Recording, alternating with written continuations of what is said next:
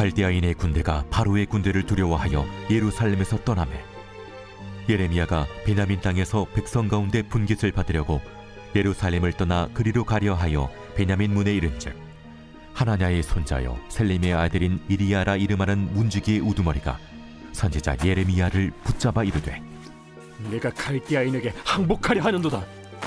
거짓이다.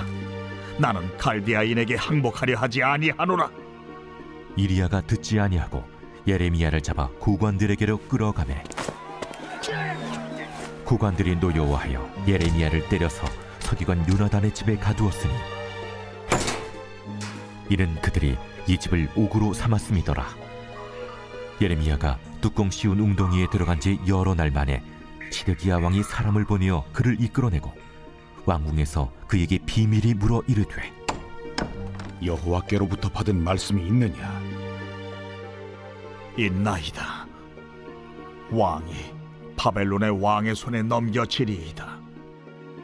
내가 왕에게나 왕의 신하에게나 이 백성에게 무슨 죄를 범하였기에 나를 옥에 가두었나이까? 바벨론의 왕이 와서 왕과 이 땅을 치지 아니하리라고 예언한 왕의 선지자들이 이제 어디 있나이까? 내 주 왕이여, 이제 청하건대 내게 들으시며 나의 탄원을 받으사 나를 서기관 요나단의 집으로 돌려보내지 마옵소서. 내가 거기에서 죽을까 두려워하나이다. 이에 시드기야 왕이 명령하여 예레미야를 감옥들에 두고 떡 만드는 자의 거리에서 매일 떡 한 개씩 그에게 주게 하며 성중에 떡이 떨어질 때까지 이르니라. 예레미야가 감옥들에 머무니라.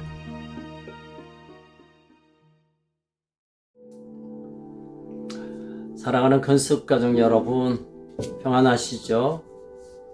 오늘도 변함없는 하나님의 말씀 앞으로 나아가 우리를 향하신 하나님의 마음과 생각을 함께 나누겠습니다. 자, 오늘 나눌 말씀은 예레미야 37장 11절에서 21절의 말씀입니다.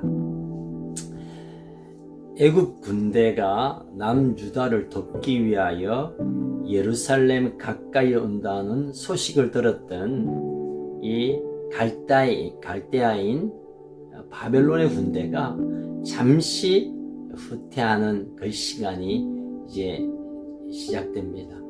아마 한 3개월쯤이라고 대개 학자들은 말하는데, 이때 성을 포위했던 바벨론 군대가 철수하자 성 밖으로 드나드는 것이 조금 자유로웠습니다.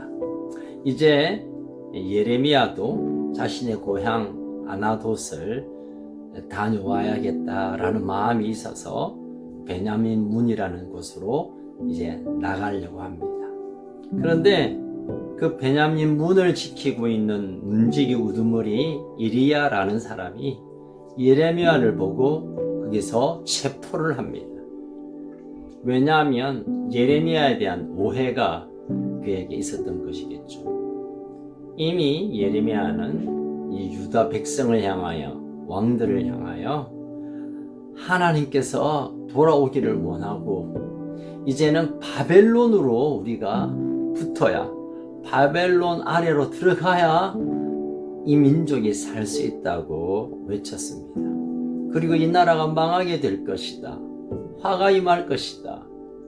바벨론은 우리를 죽이지 않을 것이다. 이런 하나님의 생각을 선포했을 때 많은 유다 관리들은 야, 저 선지자인데 친 바벨론주의자 아니냐.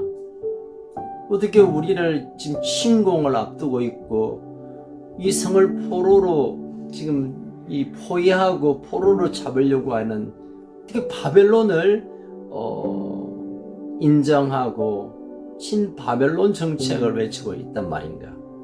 아마 지금 이 성 밖으로 나가오면 바벨론에 항복하기 위하여 가는 건 아닌가, 이런 오해를 가지고 있었습니다. 시드기야 왕뿐만 아니라 신하들이 또 관리들이 예레미야를 이 매국노라는 관점에서 보았기 때문에 문지기였던 엘리야는 이 예레미야를 체포합니다. 그리고 잡아다가 이 문제를 아주 엄히 다루기 위해 고발하게 됩니다. 그래서 고관들에게 데리고 갔고, 고관들은 같은 마음을 가지고 있었겠죠. 이 예레미야를 그냥 내버려 둘 수 없기 때문에 서기관 요나단 집에 가두어서 아주 폭행을 저지고 때리기도 하고 폭행을 가하여 소위 말해서 너 진위가 뭐냐, 너 부르라, 너의 어떤 이 음모를 드러내어라. 이렇게 고통스러운 시간을 예레미야가 보내게 되었습니다. 지금 이 요나단의 집은 아마 이 깊은 웅덩이 같은 곳에 던져져서 맞게 되는, 정말 여러 가지 힘든 상황 속에 죽음을 앞두고 있는 위기가 예레미야에게 닥쳐왔습니다. 그러다가 오늘 17절에 보면 갑자기 시드기야 왕이 자신과 자신의 나라를 위하여 기도해달라고 예레미야에게 부탁했는데, 어제 본문이죠. 왕이시여, 우리는 지금 바벨론에게로 가야 합니다. 이집트는 우리를 도와줄 수가 없습니다. 그것이 하나님의 뜻입니다. 라는 이 말을 듣지 않았지만 다시 한번 좀 알고 싶어서 이 예레미야를 불러오게 합니다. 왕궁에 불러놓고 또 시드기야가 묻습니다. 하나님이 하신 말씀은 그게 진짜냐? 비밀스럽게 묻습니다. 오늘 17절에 보면 바벨론 손에 넘어갈 것입니다.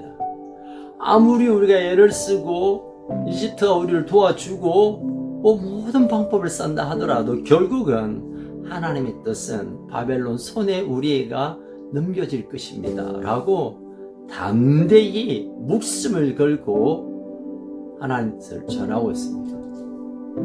여러분, 시드기야가 자기에게 듣고 싶은 대답을 기대하고 묻지 않았겠습니까? 하나님 혹 그런다 하더라도 왕이시여, 왕의 결정이 바릅니다. 맞습니다. 왕이 원하는 대로 하십시오. 하나님 아마 도와주실 겁니다. 적당히 대답해도 될 텐데, 예레미야는 정확하게 하나님 주신 말씀을 그대로를 빼지 않고 정직하게 하나님의 뜻을, 진리를 선포하게 된 거죠.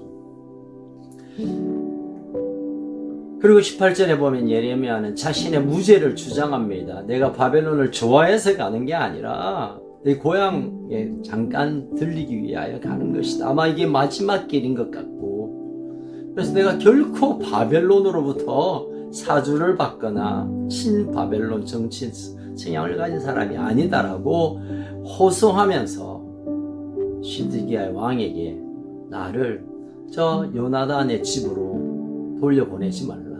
거기 가면 내가 살아올지 죽을지 알 수 없으니까 신신당부해서 자신을 보호해달라고 요청했을 때 시드기야 왕이 기분은 나빴지만, 자기 원하는 대로 대답하지 않았지만 그래도 하나님의 사람이라는 것을 알았기에 그 대답을 들어주기 시작합니다. 그렇다고 좋은 선대를 하는 것이 아니라 시위대 뜰에 감옥에 넣어서 하루 빵 하나 정도 겨우 목숨만 연명할 수 있는 정도로 예레미야를 가두게 됩니다. 오늘 본문은 여기까지입니다. 우리가 예레미야의 모습을 좀 더 주목해서 살펴볼 것은, 이 시대에 많은 사람들이 자신의 유익을 위하여 때때로는 거짓말을 하고 아닌데도 불구하고 그런 것처럼 말하고, 그래서 많은 사람들이 자신을 인정하고 받아들이기를 원하는 그런 정말 거짓의 시대에 우리가 살아가고 있습니다. 이제 곧 다가오는 대선 후보들의 공약을 들여다보면 정말 말도 안 되는 얘기를 장밋빛으로 감추어서 우리가 그게 그런 세상이 올 것처럼 우리를 유혹합니다. 사실 그러면 큰일 나는데, 또 아닌 것을 기다고 그러고 맞는데도 불구하고 아니다고 하는 자신의 유불리에 따라 이랬다 저랬다 말하는 그런 시대가 되어버린 것 같습니다. 이것은 비록 정치 지도자들 뿐만 아니라 이 시대의 모든 사람들이, 우리 아이들조차도 자기의 유리하게 말하고 자기가 말하는 것이 불편하면 말하지 않고, 하나님께서 분명하게 우리에게 말씀을 통하여 명령하셨음에도 불구하고 슬그머니 덮는 그런 시대에 살아갑니다. 그러다 보면 당장은 뭐 걱정스러운 일이 안 생기지만 결국 함께 망한다는 사실을 기억해야 할 것입니다. 이 시대에 진리를 말하면 바보처럼 여겨지고 진실을 말하면 눈치 없는 사람으로 취급받는 이 시대. 그러나 하나님의 말씀이라고 한다면, 다른 건 몰라도 하나님의 말씀이 그러하고 하나님 우리에게 주신 분명한 뜻이 그러하다면 이것을 숨기지 않고 정직하게 이것을 생명을 붙들고 지키고 전하는 것, 이것이 살 길이고 이것이 하나님 우리를 붙드는 일입니다. 이 시대는 악이 선으로 둔갑하고 모든 거짓이 정의처럼 이 포장되는 이 시대, 하나님의 말씀 앞에 진리로, 진실함으로, 정직함으로 하나님의 뜻을 드러내는 우리 가족 되기를 소원합니다. 오늘 어딜 가든지 뭘 하든지 하나님 주신 약속의 말씀을 붙들고 진리로 걸어가는 용기 있는 사랑하는 우리 가족들 되기를 주의 이름으로 축복합니다. 살아계신 하나님 아버지, 온 세상이 거짓으로 덮여 있고 그래서 거짓을 말해야 살 수 있는 이 시대가 되어버렸습니다. 듣기 좋은 말만, 진리가 아님에도 불구하고 정의가 아님에도 불구하고 적당하게 얼머부림으로 말미암아 무엇이 진리인지, 무엇이 선인지, 무엇이 하나님의 뜻인지 분간하기도 힘든 이 시대에 살아가고 있습니다. 오늘 예레미야가 자신의 생명을 내어놓고 하나님의 뜻을 그대로 드러낸 것처럼 이 시대에, 이 혼탁한 시대에 하나님의 분명한 뜻, 하나님이 분명히 말씀하시는 이 진리를 붙들고 우리가 살아내는 넉넉한 하나님의 사람의 걸음을 걷게 하여 주옵소서. 오늘도 들려오는 소문을 말씀으로 잘라내고 내 안에 있는 생각들을 말씀으로 묶어버리고 하나님의 뜻, 하나님의 말씀, 하나님의 계획을 우리가 귀하게 붙들고 오늘도 살아가는, 그래서 하나님의 도우시는 손길과 하나님과 함께하는 기적을 경험하는 오늘 하루가 되게 하여 주옵소서.